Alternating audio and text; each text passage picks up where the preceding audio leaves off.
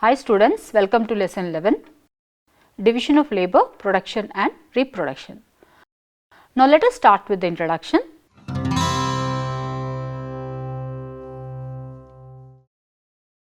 The traditional sociological definition of work is defined as activity of the acquisition of financial resources, but women's work is mainly concentrated in the unpaid household sphere. The exact nature of women's work varies from culture to culture. However, women all over the world are engaged in work which contributes significantly to societal needs. It is evident in the writings of eminent feminist scholars that the actual extent of women's unwaged work and their real contribution to household income has been consistently underestimated. However, work is conventionally understood as paid work outside the home, resulting in the undervaluation of women's subsistence and domestic labor.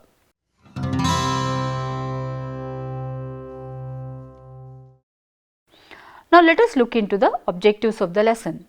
The objectives are to understand the concept of division of work, to learn production and reproduction from feminist perspective.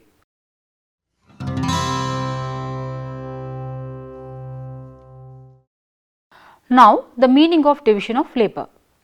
Prior to the Industrial Revolution, economic production was organized around the home and households were relatively self-sufficient. Households were multifunctional, acting among other things as eating establishment, educational institution, factory and infirmary. Everyone belonging to the household, including family members, servants and apprentices, did their part in the household's productive labor. The word housework first used in 1841 in England and in 1871 in the US, which made sense prior to that time since all work was focused on and around the home.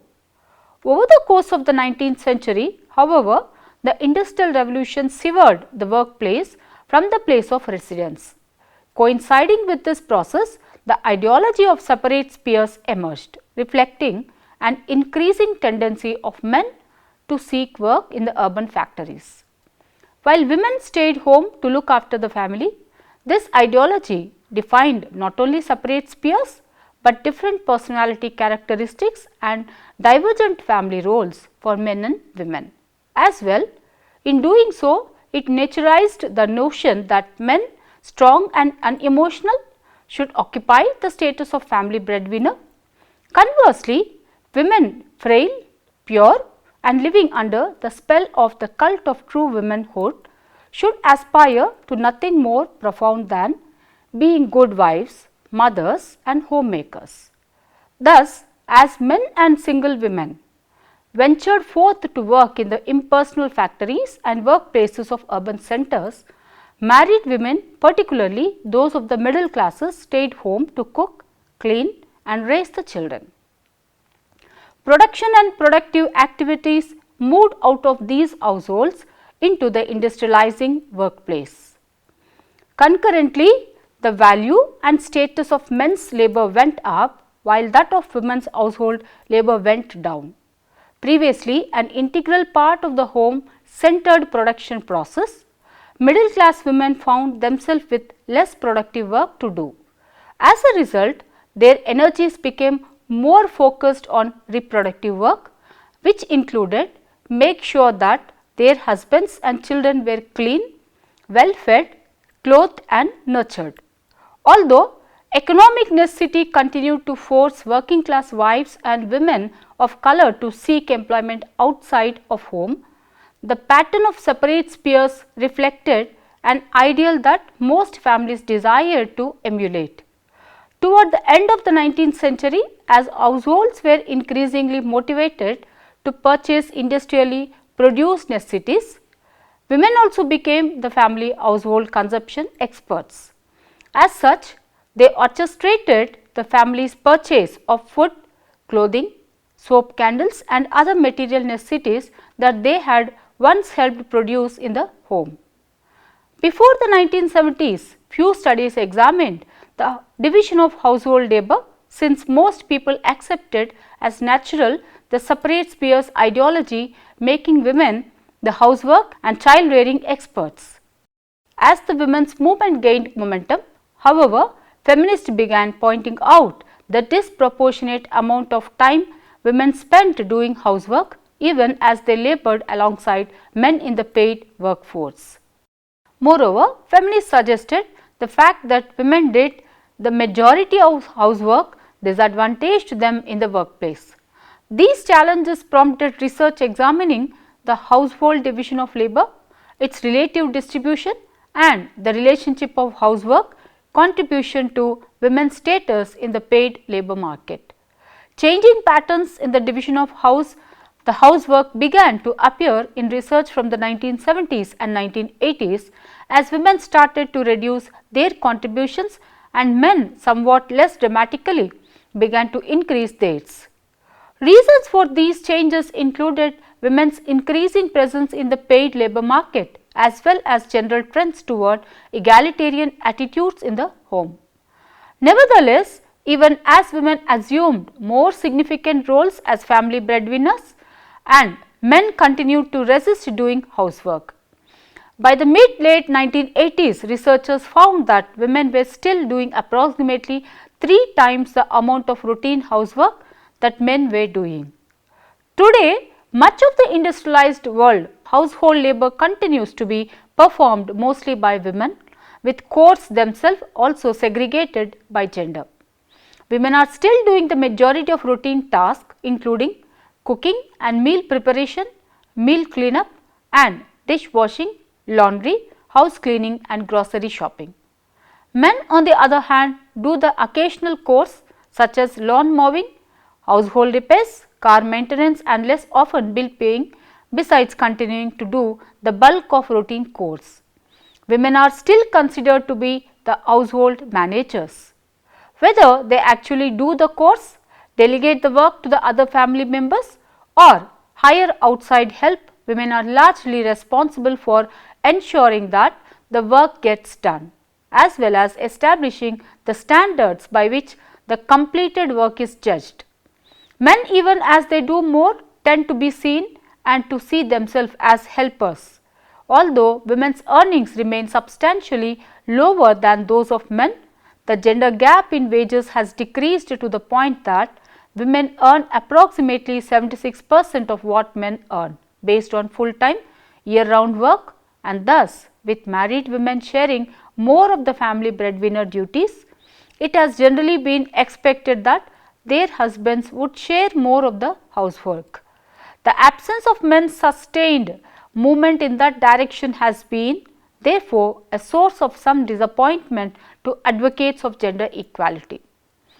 Women in most developed countries do the majority of the routine housework, although their contributions are declining while those of their male partners are increasing slightly, but still women in most countries devote well over half of their work time to unpaid labor while men devote 1/3 of their work time or less.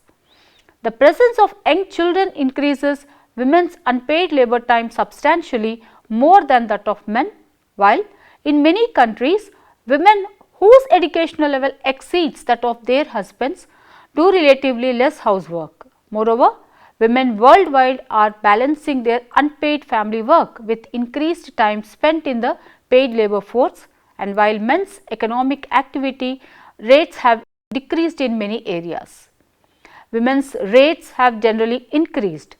Children's participation in household labor has also been studied, although much less extensively. Data from one large national survey, the National Survey of Families and Households, shows that in the late 1980s, all children in the household were doing slightly less than 6 hours total of the housework per week. Moreover, children's housework is allocated based on age and sex, with teens delegated more tasks than younger children and girls allocated more tasks than boys. As teens in particular, girls are given more of the routine household tasks, while boys are expected to contribute to the outdoor chores. In this way, children are socialized into gendered patterns of family work that often replicate those of their parents. A number of theoretical perspectives have been proposed to account for the allocation of family labor. Three of the most often cited perspectives include time availability, relative resources and gender ideology. Theories invoking time availability imply that the person spending the least time in paid employment will be expected to do the most housework. Because men have historically been more visible in the workforce, working longer hours, women would thus be expected to do the housework. The relative resource theory suggests that the partner with the most resources, including income and education, should be able to avoid large contributions to household labor. Again, drawing on relative resource theory, women's disadvantage in terms of wages and educational resources has created expectations that they would do most of the household labor. Finally, theories implicating traditional notions about separate spheres point to housework as women's work and paid labor as men's work. When spouses subscribe to this conservative gender ideology, it is seen as natural for women and men to do their jobs, and women are therefore assumed to be the household labor experts. Other theories such as economic dependency theory and new home economics approach also attempt to explain the persistence of disproportionate allocation of family work.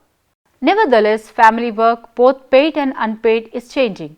Women today are spending less time doing unpaid domestic labor, either because of constraints surrounding paid labor or diminishing expectations about how much time should be spent doing housework. Nothing suggests that women will spend less time at paid employment in the future. Men, on the other hand, appear to be doing somewhat more housework. Particularly, that work is considered as a proportion of total household labor. This may reflect increasingly egalitarian attitudes in the home, or it may point to more persistent demands by working wives that their husbands participate more equally at home. Whatever the recent shifts that have occurred in the division of household labor over the course of the 20th century are likely to continue into the 21st also.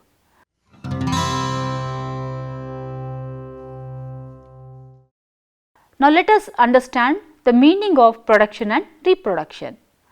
Reproduction is defined to include not only unpaid care work such as cooking and child care, but also sexual services of all sorts, from marital sex to prostitution. Traditionally, women have been confined economically by being restricted to the domain of reproduction. Even as they have left the home and engaged in wage labor, they have tended to go to industries that are extensions of reproduction, like healthcare and teaching and garment making, where they have not been paid well. On the other side, however, women have been systematically excluded from production, which is defined as the whole realm of wealth generation. Not only wage work, for instance, but investment, women have been prohibited from inheriting wealth, getting credit, owning capital assets, signing contracts, and even having their own bank accounts in most societies at one time and in many societies today. So, it is not just that women were kept out of wage work, but that they were fundamentally unmonetized, because it is the most basic characteristic of the women's economy. The belief that women are only good for reproduction results in families failing to invest in the education of their daughters. That same belief can and does lead to families selling these girls into slavery, inevitably into brothels or private homes as domestic servants. If the girl cannot earn her way because of social constraints and the failure to give her skills, there is nothing else for which she is fit except marriage or prostitution or domestic servitude. It is an enforced dependency, a measure to keep control. In the end then, the requirement that women stay in place doing reproductive work rather than go out to seek access to production in all its forms, which has a wide range of effects beyond merely denying women a paycheck. The insistence on constraining women to reproduction and excluding them from production directly feeds domestic violence and slavery, as well as many other human tragedies. This double-barreled economic practice is at the heart of social systems that perpetuate gender inequality all over the world. It is generally observed that the women who are defined as housewives are actually involved in unorganized work like in the field of agricultural or small scale market production, or in addition to their domestic responsibility and childcare. These women make a significant contribution to household income, both indirectly in terms of their unpaid agricultural and household labor, and directly through the money they earn through market trading and petty commodity production. In spite of tremendous economic contribution, there is generalized notion that associates women with domestic rather than the public domain of social life. The conceptual analysis of production and reproduction is essential in the context of understanding women's role in public and private spheres. Activities spanning the entire spectrum of reproduction and production create value and are therefore potentially income generating. Domestic tasks such as housework and childcare carried out by women household members are unwaged in all societies, and therefore it is being mistaken that they do not constitute a category of work. All domestic activities in fact contribute income to the household unit in the form of saving, budgeting, or the provision of unpaid services. Thus, in most of the world, involvement in production is interpreted as recognizable income generating activity, that is the creation of exchange values, which is accorded greater importance than involvement in the subsistence or reproductive spheres, that is the creation of use values. The former is usually considered to be the domain of men and the latter to be the purview of women. The overall status of those engaged in wage earning, self-employment, cash cropping and so on is generally considered to be higher than those confined to the domestic sector. Thus, in conventional economics, the term production is used in reference to remunerated work in the market or subsistence agricultural production, but both are defined as economic activity in distinction to reproduction, which is understood to include the conversion of crops and wages into usable goods in the home.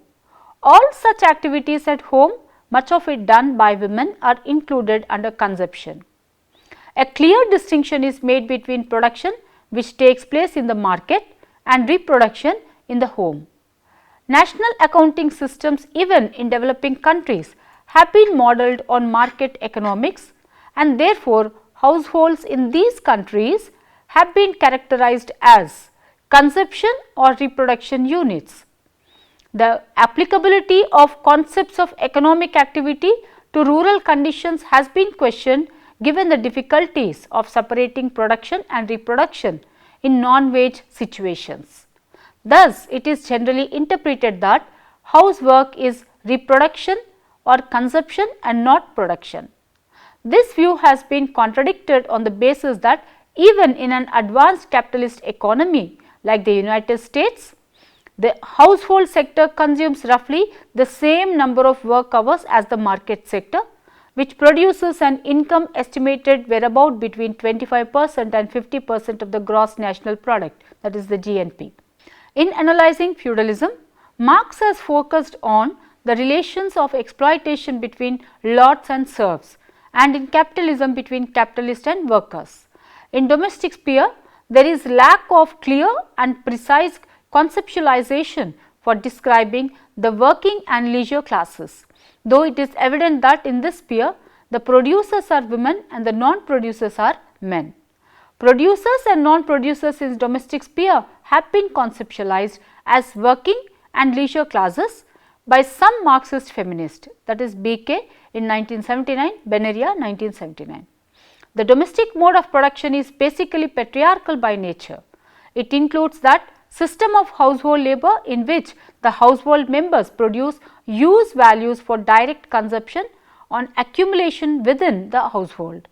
It is an exploitative mode of production because the labor is almost wholly produced by the female dependents within the household, and because the male head of household is expropriating surplus labor when he consumes the use values produced by his dependents. He benefits from this relation of exploitation both in the use of values he appropriates and on the leisure time resulting from the necessary labor time he relinquishes. The close relationship between production and reproduction is reflected in Malthus's thought.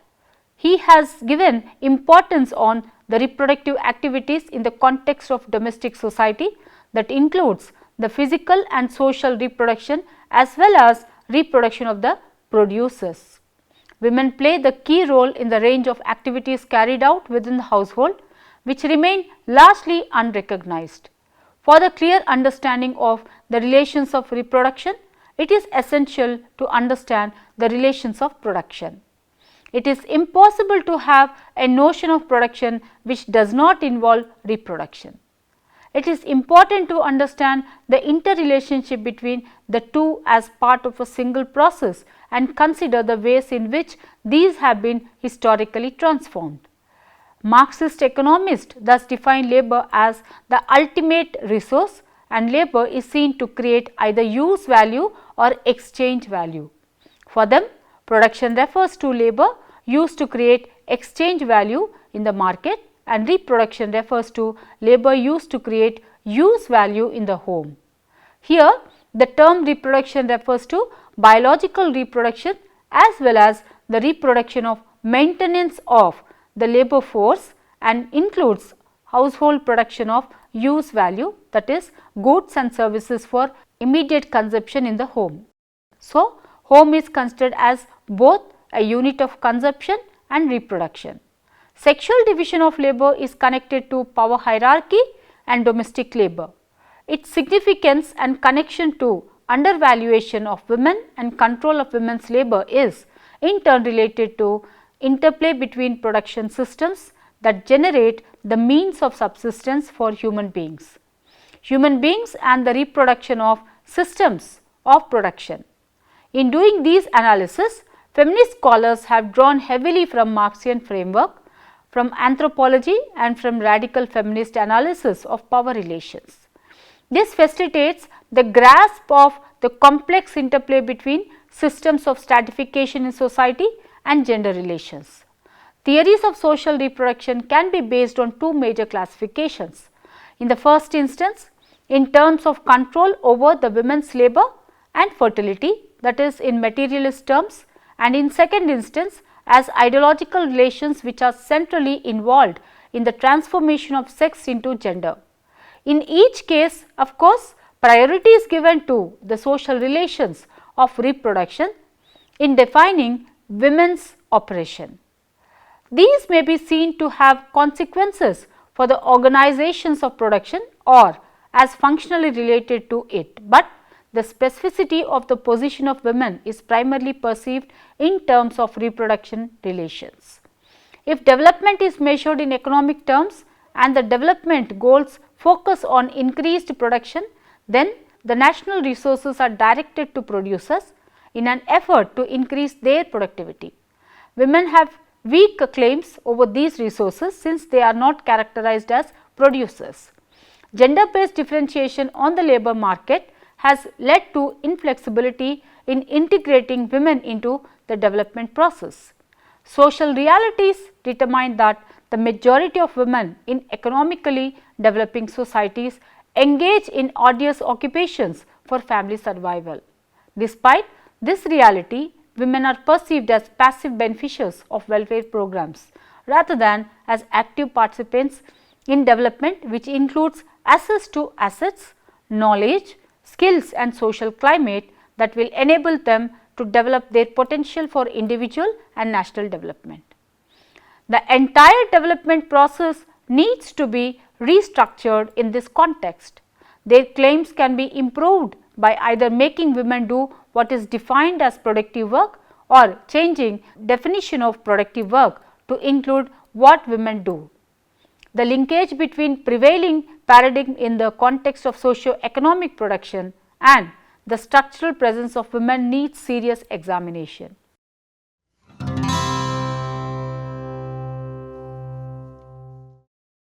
The summary of the lesson goes in this way: households were multifunctional, acting among other things as eating establishment, educational institution, factory and infirmary. Everyone belonging to the household, including the family members, servants and apprentices, did their part in the household's productive labor.